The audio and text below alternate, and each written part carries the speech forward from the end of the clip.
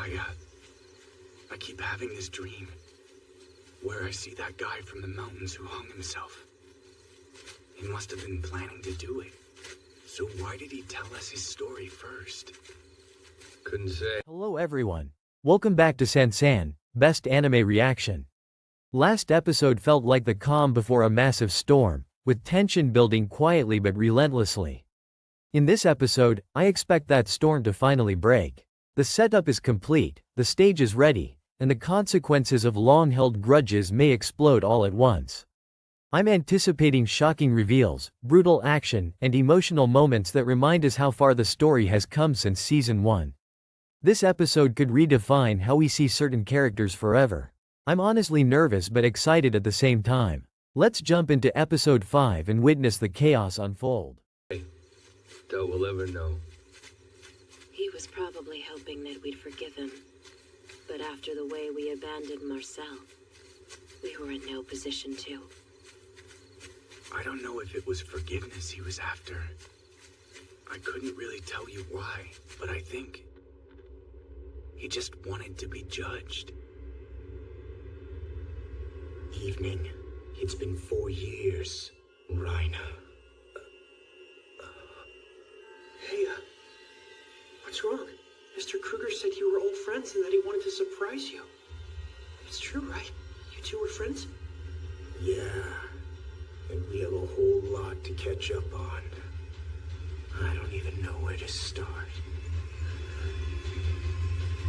It can't be. Eren.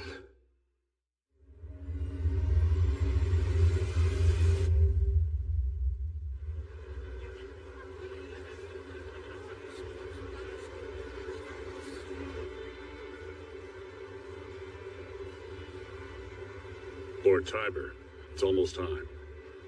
Thank you. My goodness. Well, Lady Azumabito, come to give me a pep talk. I'm sorry to interrupt your preparations. I just wanted to see your face. It must be a haunting sight. I seem to have a bad case of stage fright. Fear not. You look courageous and dignified. You are a truly brave man. My family knows that well. I'll wish you luck and take my leave. I'm glad you came by. Thanks, Kyumi. Sit down, Raina. I found us good seats. You can hear everything that happens on stage. We're right beneath an apartment building. It's behind this. Alright, buckle up, because we are about to jump back into Attack on Titan, Season 4, Episode 5, better known, and feared, as Declaration of War.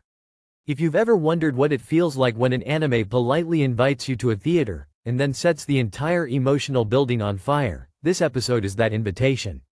So imagine we're sitting together, popcorn in hand, lights dimmed, and I'm retelling this story like a friend who is way too excited and slightly traumatized. The episode opens in a way that feels almost suspiciously calm. We're still in Marley, still in Liberio, still surrounded by fancy lights, cheering crowds, and a grand stage set for Willy Tiber's theatrical performance. Everything looks so civilized, so elegant, so not like Attack on Titan that it's actually terrifying. You can practically hear the anime whispering, "Relax, nothing bad will happen, yet." Willy Tiber steps onto the stage like a man who knows all eyes are on him. And to be fair, they are. He's not just a celebrity playwright here. He's the head of the Tiber family, the secret real rulers of Marley, and the living representative of history's winners. Willy begins by telling a story, and this is where Attack on Titan reminds us that it's not just about big naked giants smashing walls. It's about who gets to write history.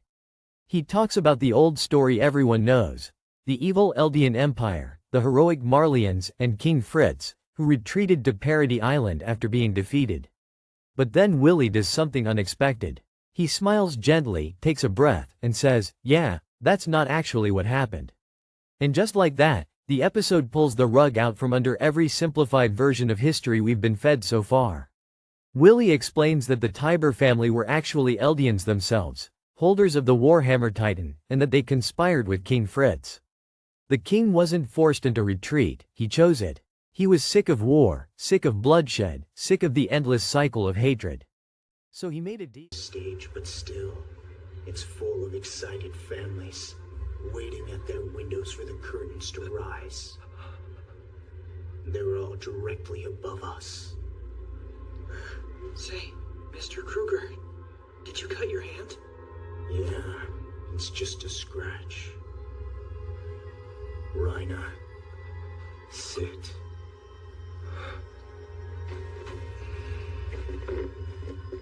So, I think I should head back to the others now. No, Falco.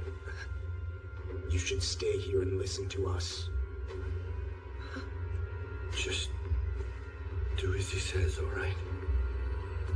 Okay. Now then, let's get out of here.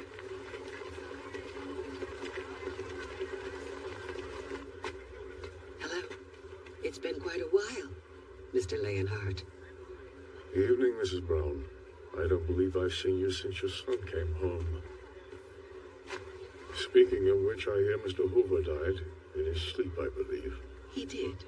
He always used to speak of how proud he was of his son's courage, how he gave his all for Marley. I'm sure that Annie was just as She's brave. not dead. My daughter is alive. One day she'll come back. She promised me she would. To think, we're about to declare war on what's left of Eldia from the Eldian internment zone. Wow, even General Calvi's here. Along with almost every other important Marleyan officer. The crowd's also full of nobles and ambassadors. Not to mention journalists from every newspaper in the world that's worth the ink. It kind of feels like we're the center of the world, doesn't it? The Tybers did this? Can't believe they're this So are you powerful. having fun yet? Even though they're just as Eldian as we are. I guess it's starting. Falco and Mr. Brown haven't come back yet. Commander Magat sent me. He needs his Eldian wards.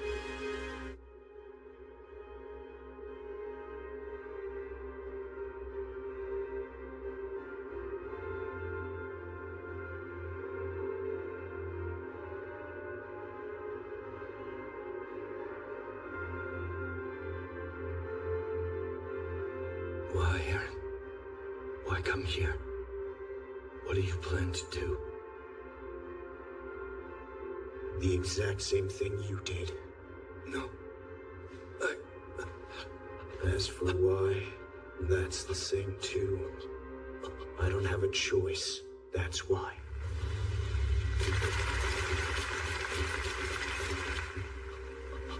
Sounds like the show's begun.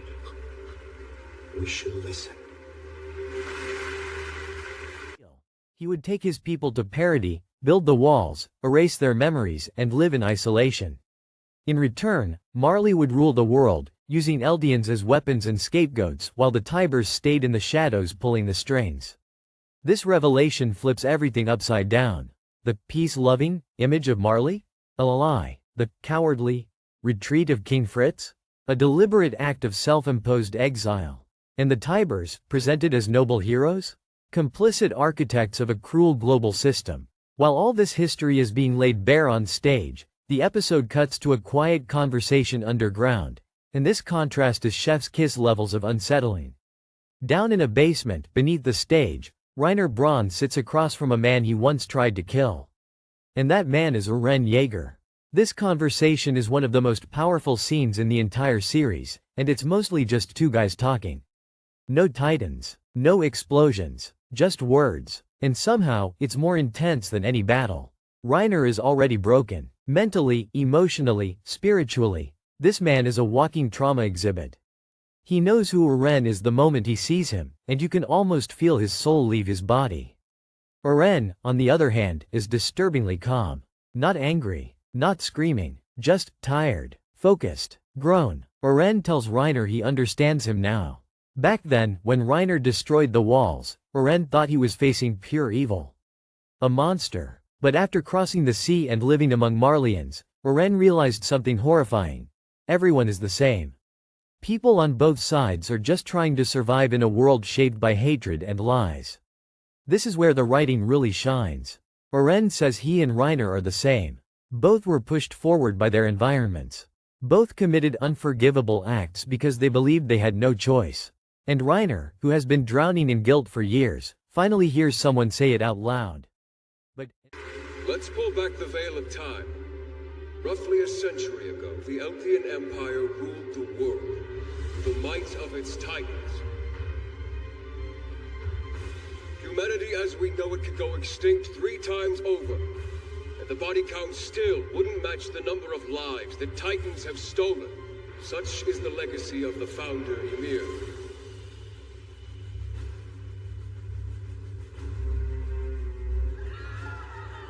So much has been lost.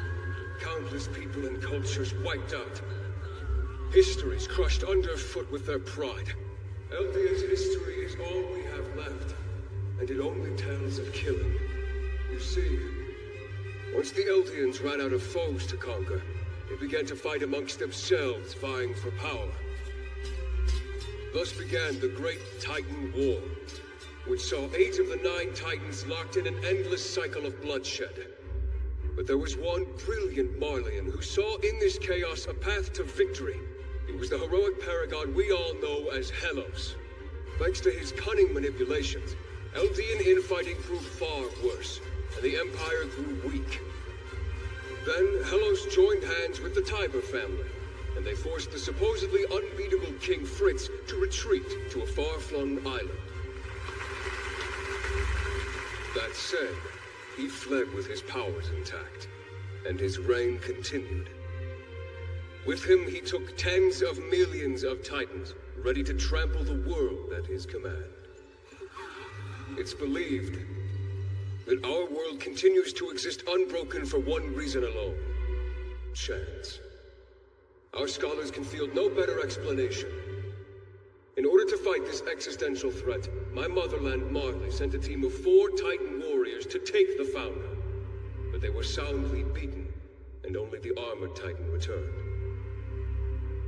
It's clear now, the ancient engine of cruelty called the Eldian Empire is alive and well today. Honestly, it makes sense. I get why you plunged my home into hell. You were on a mission to save the world, right? So you had to. My orders are to send you to the gate, Jaeger. All right. This way, you two. I feel like I've seen you before, but I can't quite place you. Where are you stationed? My unit's out west near Lakua. They sent me to help bolster security. I'm not interested in chatting with an Eldian, even if you are a warrior. Well, isn't that a shame? I'd started to take a real liking to your beard. Oh, Peek!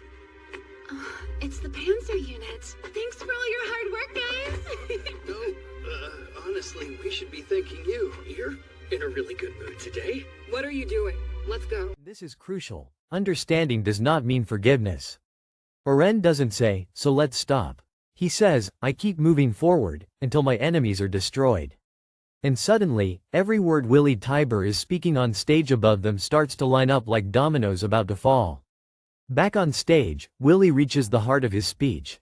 He declares that the real threat to the world is not the old Eldian Empire, but Oren Jaeger, the man who holds the founding titan and rejects King Fritz's vow of peace. Willie openly admits that Marley has lied, that it has exploited Eldians, and that it helped create this very threat. And then he does something bold. He declares war on Parody Island. This is not a hollow political gesture. Willie knows he's painting a target on his own back. He knows Oren is somewhere nearby. And yet, he goes through with it, because from his perspective, this war is inevitable. If the world doesn't unite against Oren now, it will be crushed. Ed later. And then, in one of the most iconic moments in anime history, the declarations from above and below collide. As Willie raises his arms and proclaims war, Oren finally stands up. He apologizes to a terrified child nearby, because yes, Attack on Titan loves emotional damage, and then transforms. The floor explodes. The stage collapses. Blood, fire, screams, and debris rain down as the attacked Titan emerges beneath the crowd. Willie Tiber, mid-sentence, is crushed and eaten in seconds. The audience, made up of world leaders and civilians alike, is thrown into absolute chaos. This moment is devastating not just because it's violent, but because of what it represents. Eren has just done exactly what Reiner did years ago in Shiganshina. He attacked without warning, he killed civilians, he became the monster in someone else's story. And the episode ends there. No resolution, no moral lecture, just silence, smoke, and the realization that the cycle of hatred has... What was that? What? Those soldiers ride the card Titan into battle. I need their support, so I try to build a bond with them. No offense, but it seems like you did more harm than good. Hear anything? Nothing yet, sir. Everything's quiet for now. Report everything you hear to me. I don't care how insignificant it may seem. Yes, sir. In here. Go.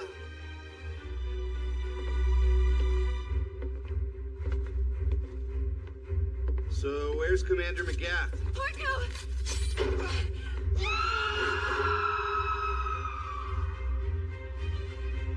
Okay. What's going on here? Why does Vice Chief Brown seem so afraid? Mr. Kruger said they were old friends, but... Old friends? Just how many years has he known him? If it's more than 4, then they met on Paradis. Wait, that can't be right. Because if it is... It can't be. Oh no.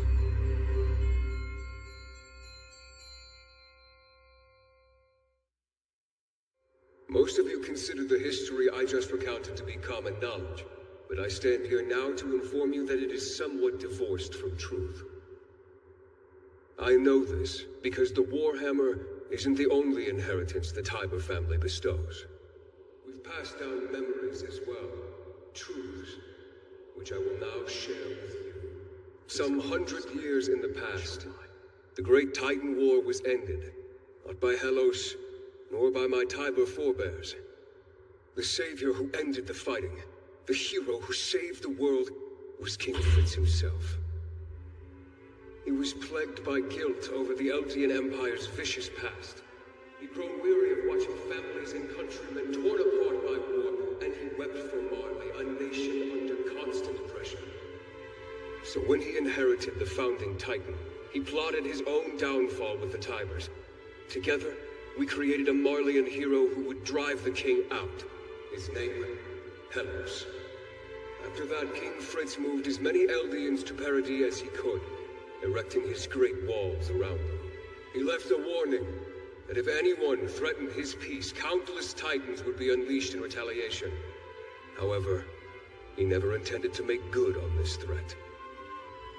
King Fritz made a vow renouncing war, and bound his successors to uphold it, just as he had. Thus, his ideology was passed down to each new King of the Walls, and the Titans with the power to crush the world remained dormant.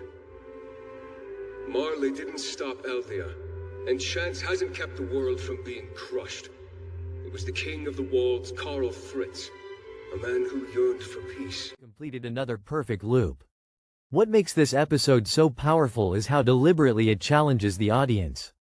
There are no clear heroes anymore. Willy isn't wrong, Eren isn't wrong, Reiner isn't wrong, and yet, all of them are responsible for unimaginable suffering. The episode also forces us to confront an uncomfortable truth. Understanding someone's pain doesn't erase the consequences of their actions.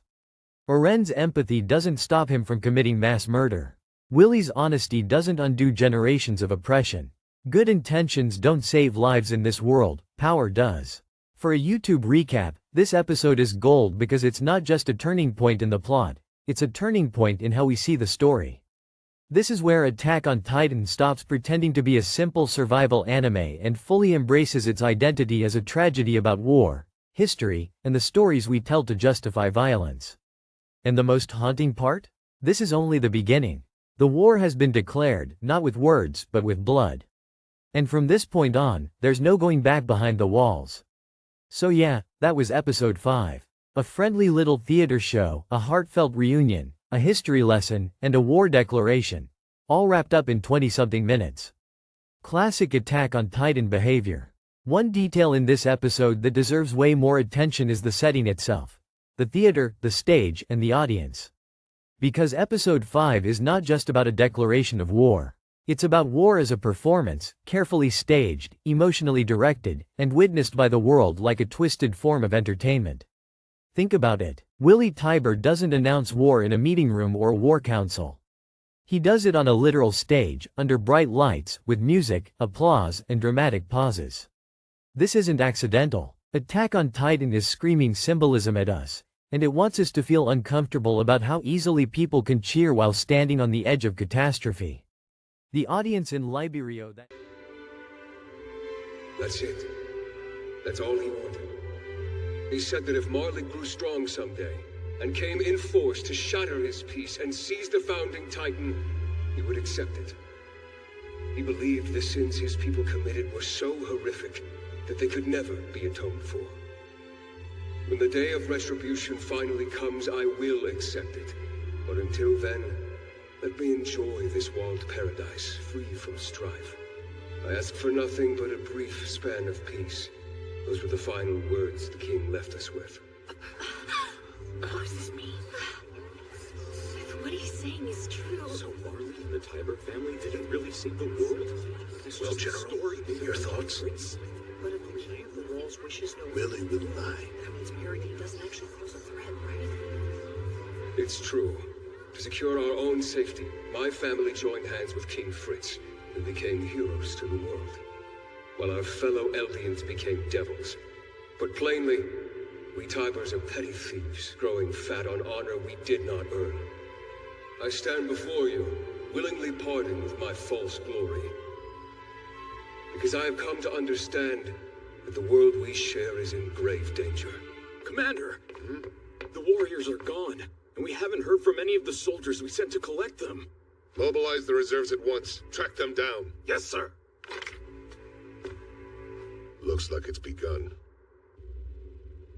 Shit, that really hurt. What the hell is this place? Looks like a pit meant to detain warriors like us. It's a classic. The space is too cramped to transform in.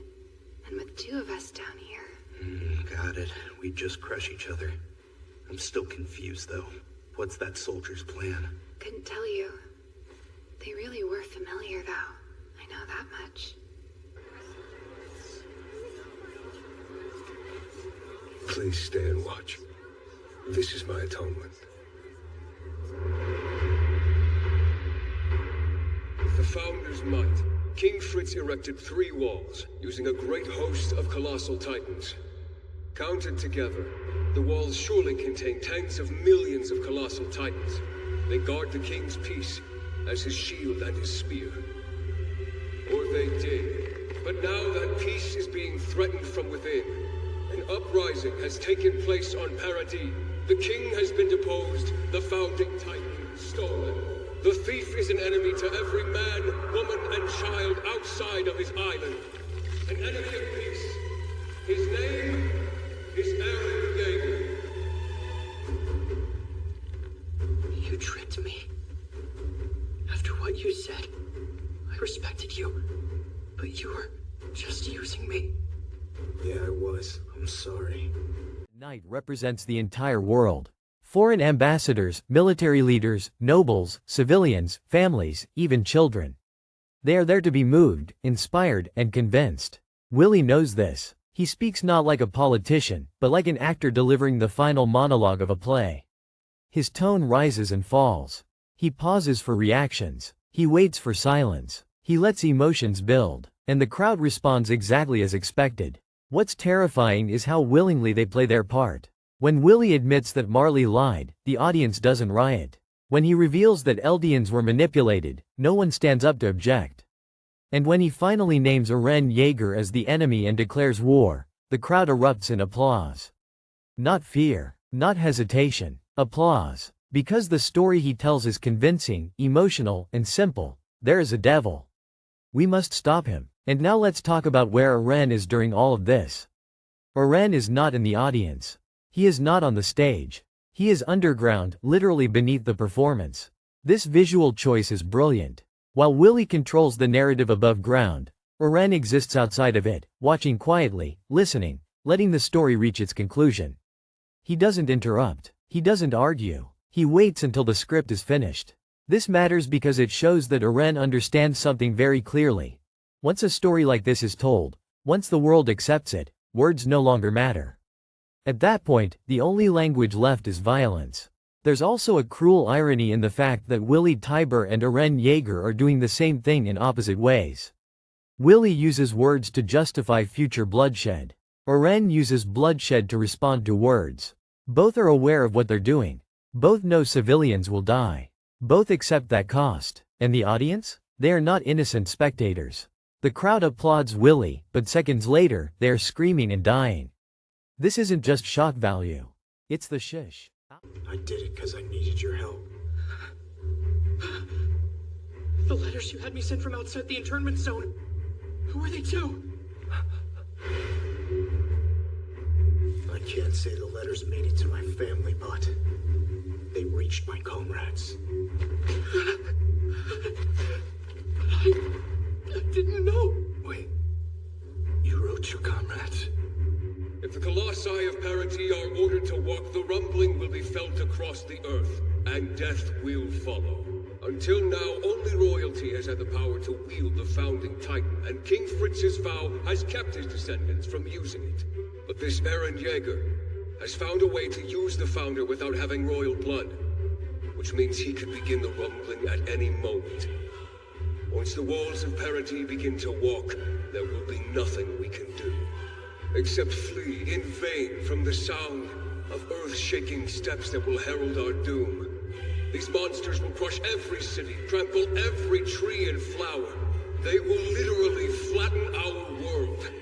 He's exactly right. I'm the bad guy Willy says I am. If nobody stops me, there's a chance that I'll destroy your whole world.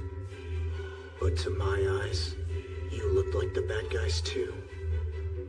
That day, when you breached the wall, when Titans destroyed my home, when I watched as my mom was eaten, I couldn't understand it. Why, Reiner? Tell me why my mom was eaten by a Titan. It's because we broke the wall that was protecting her. Why did you break the wall? So we could use the chaos to sneak in, and to find out if the king would react. But what was your mission? To save the world by taking the founder. Well, that's that. If all that was to save the world, then you didn't have much choice. I remember what you said. You promised we'd pay for what we did, and you promised paying. So are you here to make me pay? Yeah, I did say that, didn't I? Let's forget about that. At first, I considered every person on this side of the sea an enemy. But later, I crossed the sea and slept under my enemy's roof, ate the food they offered me. Reiner, I'm the same as you. Some of these people are awful, but some are good. Same where I'm from. Inside the walls, we're all just people. But you were taught that the people in the walls weren't like you, that we were punishing blind consumption of narratives. These people came to be entertained by history, moved by a speech, comforted by the idea of a clear enemy. They didn't question it, they didn't leave, and the moment the stage collapses, the line between spectator and victim disappears. Attack on Titan is making a brutal statement here. War doesn't stay on the stage. You don't get to clap for it from a safe seat. Another chilling detail is how calm Eren is before transforming. He doesn't roar. He doesn't shout his ideals. He simply apologizes to a child. That apology isn't just for what he's about to do. It's an acknowledgement that this child, like him once was, is about to have their world destroyed by forces far bigger than themselves. This mirrors Reiner's own memories of breaking the wall. Back then, Reiner was a child soldier following orders, convinced he was saving the world. Now, Eren is the one pressing forward, fully aware that he is becoming the villain in someone else's story. The difference? Eren accepts it without hesitation. And that brings us back to the theater. The stage collapses, the play ends, and reality crashes in. No curtains, no bows, No applause anymore, just chaos. The declaration of war wasn't symbolic, it was literal, physical, and immediate. War didn't start tomorrow. It started right there, with bodies in the seats. By framing this episode as a performance watched by the world, Attack on Titan forces us, the viewers, to ask an uncomfortable question. Are we also part of the audience? We sit safely behind our screens, excited, shocked, entertained by the destruction. The episode subtly points the finger at us and asks whether we, too, are clapping for tragedy as long as it's well written and beautifully animated. And that's why this episode lingers in your mind long after it ends. Not because of the explosion, but because it exposes how easily humanity can be convinced to cheer for war, as long as it's presented as a compelling story. Demons. You were just kids who got brainwashed. Hatred was part of your training. As young as you were, how could you have fought that? You couldn't have. And well, it looks like you've already paid. No! You're wrong, Eren. That day, when the Titan got Marcel, Annie and Bertolt wanted to end the mission right then. And they would have. But I convinced them to keep going. Not just to save my own skin, but because I wanted to become a hero. I wanted to be respected. It's my fault.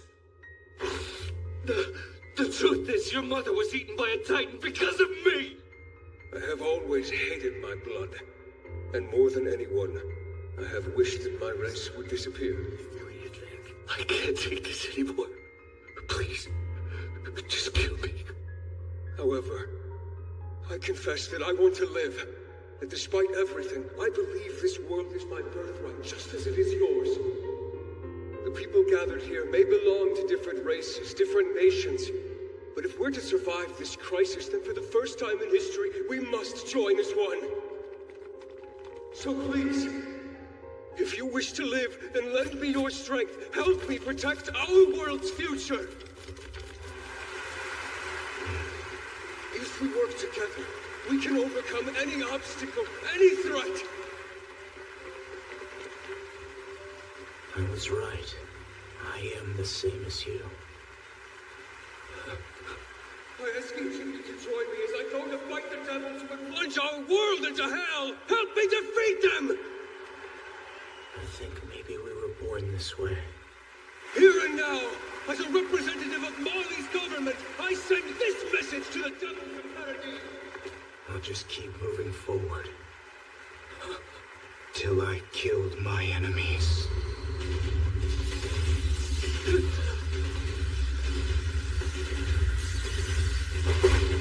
Consider this a declaration of war!